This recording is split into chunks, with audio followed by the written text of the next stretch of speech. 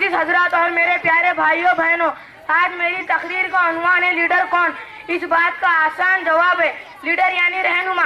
रहनुमा की बहुत किस्में होती है, कौम का रहनुमा, मुल्क का रहनुमा, दीन का रहनुमा। हर लीडर बहादुर और लीडर हो ऐसा जरूरी नहीं होता। जो जुल्म के खिलाफ खड़ा हो वो लीडर और रहनुमा कहलाता है। ये सारी पुराने जमाने की बात होंगी। आज के दौर में लीडर वो है जो सबसे ज्यादा झूठ बोलता हो, हर किसी पर अपना खौफ बना रखता हो, बिना मेहनत के लाखों करोड़ों कमाता हो। आज हमारे मुल्क और समाज में ऐसे लीडरों की बहुत भरमार है। एक पत्थर हटाओ 10 लीडर बाहर आते हैं। लीडरों की जितनी तारीफ की जाए कम है। अगर बयां करूं तो दिन और रात गुजर जाए। अपनी बात को ज्यादा ना बढ़ाते हुए मैं लीडरों की तारीफ में एक नज़म पढ़ना चाहता हूँ। यहाँ पे जो भी लीडर है बुरा ना माने। मैं एक लीडर हूँ, झूठ बोलने में लीडर हूँ, काम मैं कुछ नहीं करता, रिश्वत से हूँ पेट भरता।